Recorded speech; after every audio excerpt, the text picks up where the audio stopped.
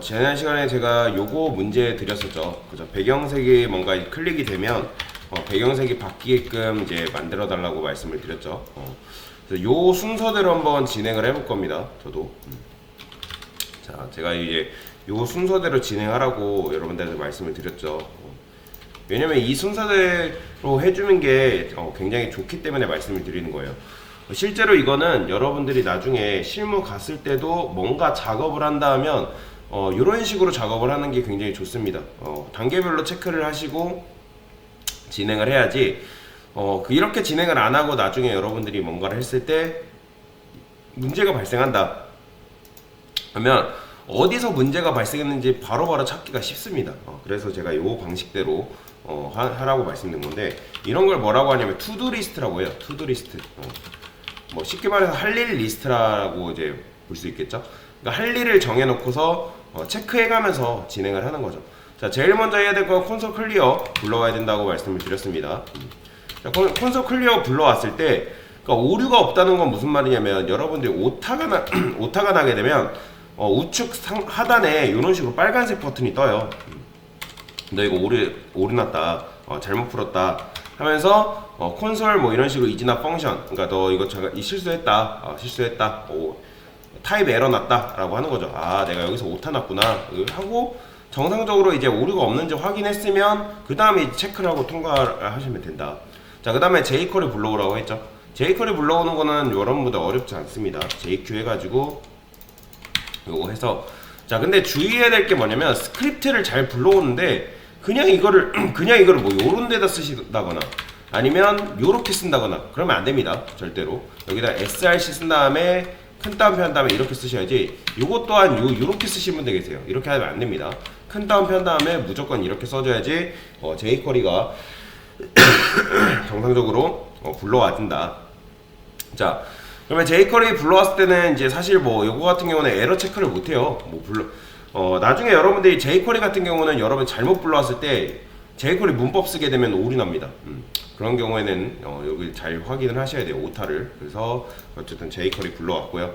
자, 버튼 생성해달래요. 버튼은 어떻게? 버튼 탭하면 버튼이 하나 만들어진다고 말씀을 드렸죠. 저는 여기다가 배경색 변경이라고 그냥 써볼게요. 그 다음에 이제 배경색 변경이라는 게 있고, 자, 온클릭했을 때 요게 이제 실행이 되면 되는 거죠. 온클릭은 말 그대로 자바스크립트 문법이에요. 온이 뭐예요, 여러분들? 어쨌든 뭔가 들어갔을 때라는 거예요. 클릭이라는 게 들어갔을 때라고 보시면 돼요. 온클릭이라는 거는. 그러면 이제 요걸 했을 때 실행된 메시지를 출력하는 이유도 뭐다? 요걸 클릭했을 때 정상적으로 작동하는지를 봐야 될 거 아니에요. 그죠? 이거 펑션 이렇게 쓰신 다음에 함수명은 여러분들이 좀 제대로 지어야 됩니다. 사실 뭐 A로 짓던 B로 짓던 크게 상관은 없지만 여러분들이 나중에 함수가 굉장히 많아진단 말이에요. 자바스크립트 상에. 근데 여러분들이 A로 짓고 B로 짓는다 생각해봐요. 도대체 이게 어떤 기능이고 뭘 하는지 모른단 말이에요. 그렇기 때문에 정확하게 함수명을 이런 식으로 짓고 이 함수명이 어떤 역할인지를 분명하게 해주는 게 굉장히 중요합니다. 그러니까 직관적이잖아요. 체인지 바꾸다. 뭘 바꿔요? 백그라운드 컬러를 변경시킨다. 그러니까 요거 클릭하면 백그라운드 컬러를 변경시킨다 라는 의미죠. 자, 참고로 그리고 함수를 여러분들이 지을 때 그러니까 함수명을 지을 때 단어와 단어 사이에는 이런 식으로 끊었습니다. 원래는 그리고 이제 제가 여기 소문자로 했었는데 함수명은 대문자예요. 시작이 무조건. 함수명은 앞이 대문자고 그리고 단어와 단어 사이는 이런 식으로 대문자로 끊습니다. 변수 같은 경우는 여러분들이 지을 때 let 한 다음에 뭐 예를 들어서 change background 컬러를 할게요. 얘 같은 경우는 앞이 소문자로 시작하거든요. 얘도 마찬가지로 단어와 단어 사이는 이제 대문자로 짓습니다. 무조건. 이거는 뭐 제가 정한 게 아니라 변수 짓는 규칙이에요. 이름 짓는 규칙이라 해가지고 인터넷에 여러분들이 카멜 명명법이라고 있어요. 카멜 명명법 이렇게 치면 나옵니다. 코딩 표기법 해가지고 명명법, 카멜, 파스칼, 스네이크 뭐 굉장히 많은데 우리가 쓰고 있는 게 바로 카멜 표기법이다 라고 보시면 됩니다. 이거는 뭐 제가 정한 게 아니에요. 실제로 이렇게 이제 정해놨습니다. 그 다음에 이제 파스칼 표기법이 바로 이제 여기 쌍봉낙타 표기법이라 하죠. 그러니까 얘가 지금 바로 함수 지을 때 여기 나오죠. 가끔 함수에도 함수에는 사실 이렇게 씁니다. 그 다음에 카멜 표기법 해가지고 얘는 변수에다 여기 변수명 나오죠. 뭐 함수명에다 쓴다고 하는데 함수명은 보통 이 파스칼을 많이 씁니다. 자, 여튼간에 변수명을 이런 식으로 지었으면 얘도 사실 통과죠. 통과가 아니죠. 실행된 메시지 출력이 돼야 되니까 콘솔 로그 했을 때 실행된 메시지가 정상적으로 출력이 되면 성공인 거죠. 콘솔 창 여시고 이걸 클릭했는데 여러분들이 만약에 실행된 메시지가 출력이 안 된다? 오류 난 겁니다. 그러니까 지금 왜 그래요? 제가 여기서 C를 대문자로 변경시켰잖아요. 그렇죠? 이렇게 되면 여기도 변경을 해줘야죠. 자, 그러면 실행된 메시지가 이렇게 안 나온다는 거는 온클릭에서 아마 오타가 났겠죠? 온클릭 CLICK 그렇죠? 그죠? 여기서 오타 났죠? 그러니까 이런 식으로 오타를 확인을 하셔야 된다는 거예요. 그러니까 여러분들이 실행된 메시지가 안 나온다 하면 거의 오타일 가능성이 제일 높기 때문에 여러분들이 만약에 이걸 안 하고 그냥 한 번에 다 작성하고 한 번 딱 테스트를 해본다? 근데 오류가 났어요. 어디서 문제가 발생했는지 찾기가 굉장히 힘듭니다. 그러니까 오타인 경우에도 오타 찾기가 굉장히 힘들어요. 그렇기 때문에 요거를 잘 주의를 해서 작성을 하시면 되겠습니다. 자, 실행된 메시지도 잘 출력이 됐고, 자, 그 다음에 요거 실행 시 배경색을 레드로 변경해 달래요. 자, 그건 어떻게 하면 되는 거예요? 여기다가 검색해야죠. 자, 뭐 바디라 할게요. 바디를 검색해야죠. 바디. 이게 바로 뭐다? 바디를 내가 검색하겠다. jQuery 문법입니다. 그 다음에 CSS 여기다는 여러분들 아는 거 쓰면 돼요. 백그라운드 컬러 레드. 자, 그러면 뭐 이것만 썼다 해서 배경색이 변경이 되는 건 아니죠. 얘를 클릭해야지만 배경색이 변경이 되는 거니까. 그러면 배경색이 정상적으로 변경이 되는구나. 자, 그 다음에 넘버 변수 생성했을 때 초기 값을 0으로 해달래요. 자, 넘버 변수 생성했을 때 여러분들이 여기다가 쓰는 게 맞는 걸까요? 자, 일단 여기서 테스트를 해볼게요. 자, 일단 넘버 변수를 만들었어요. 초기 값도 0으로 했습니다. 그 다음 호출시 넘버 값을 출력을 해달래요. 뭐 넘버 값 출력하는 거는 어렵지 않잖아요. 자, 밑에다가 이렇게 쓸게요.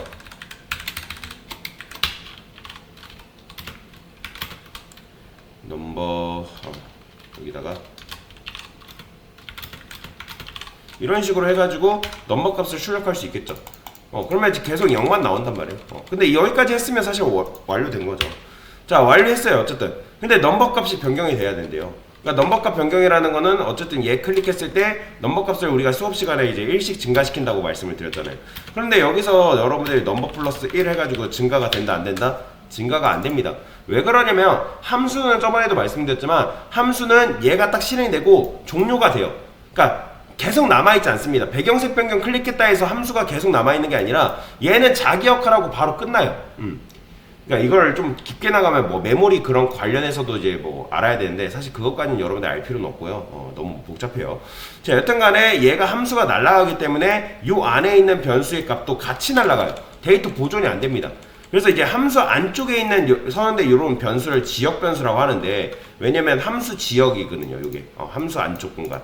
그래서 지역 변수에 있는 데이터를 여기서 이런 식으로 변경해봤자 데이터가 남지 않습니다. 그렇기 때문에 얘를 전역 공간으로 이렇게 빼셔야 돼요. 이렇게.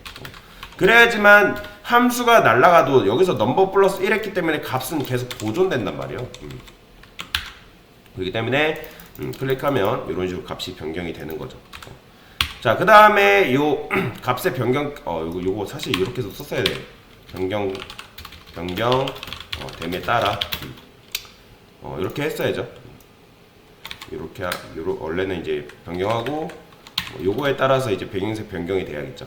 자, 그건 어떻게 한다? 자, 이렇게 쓴다 했죠. 만약에 넘버를 2로 나눴을 때 나머지가 0이다. 그러면 처음에 0을 2로 나눠봤자 2로 나누면 처음엔 뭐예요? 0이죠. 그쵸?